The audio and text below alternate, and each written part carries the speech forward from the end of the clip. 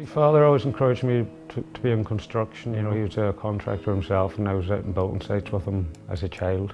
So I learned a lot from him when I was young. And a 2-year course came up in the Irish College, so I just applied for it. I never thought of going down that line at the time, but I just got into it and loved it. He's very proud of me now, what I can do and what I've done, you know.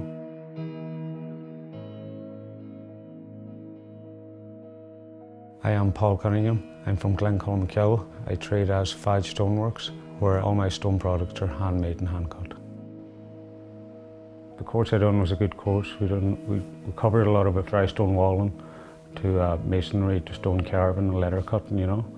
We've done a lot of art and photography and other subjects as well to help run a business. There's more to it than just going out and building every day. There's a lot of other things going on in the stone world. You're constantly teaching yourself, even to this day, you know. Like I say, I trained for 2 years, but I've been learning 22. But yeah, I do love it. We run a lot of workshops now in the Cunningham Stone Festival. We have a weekend here in June, which I involve in organising and instructor on it. It's great fun, a great weekend.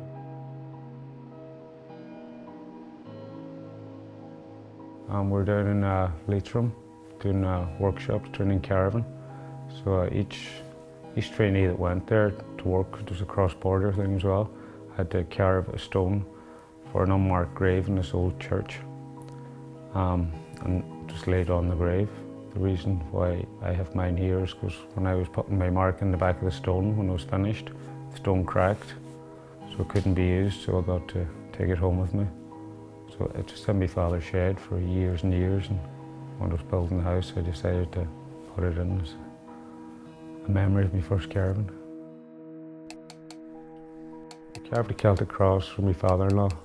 I kind of took from another design I seen on a carved in the stone, and I enhanced it with some Celtic knots, you know, going down into a wide body for the writing. You always have a picture in your head before you start. It took a whole day to draw that out on paper first, because using a lot of geometry and making it work to a size, so you're working on a blank page and rubbing it out a few times to get it perfect, because it has to be perfect before it goes in the stone. So once you cut it with a chisel, there's no rubbing out lines. You just have to be very patient on detail, working back to lines, you know. If you're cutting a line, you don't cut the line straight away. You work back to that line and finish to it, so you're always taking off small layers when you're carving or leather cutting, you know. But there's ways you can cut things out if you do to get chip off, you know. It does happen.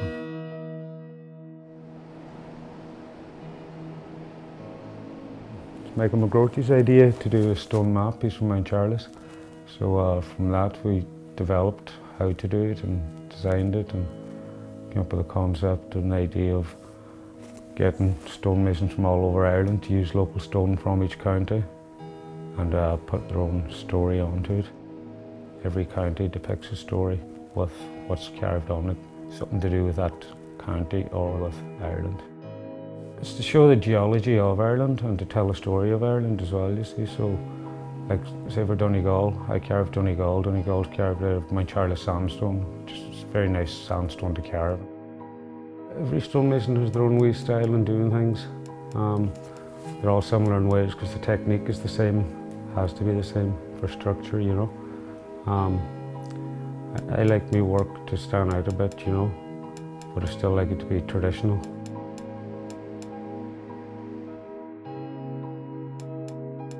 I do headstone to do name plaques, small pieces, just for a hobby more than anything, some of them, you know. But yeah, you're using very fine tools. The fireplace behind me there, it's built with a local stone called schist. It's a stone you see in all the dry stone walls around here, you know. I think it's the nicest stone you can work with. It's very natural looking, it's not square and blocky, you know. The coin stones are blue sandstone from down the country, down about Galway somewhere, I think. You don't always have fireplaces to build inside when you want them, so that's why I do stone carving as well. So I always have a piece or two to do. Every stone carver messes up. It's just it's how you manipulate it and hide it, no one notices, you know. You get to know how stone cuts, different stone cuts in different ways. You get to know how to work it, so you're not going to damage it. You know if a stone has a flaw, if you can see it before you start cutting, why you wouldn't cut that end, you cut the other end. You know, there's a lot of telltale signs on stone before you start, but it does happen where a stone can just bust and break, and it's not very nice.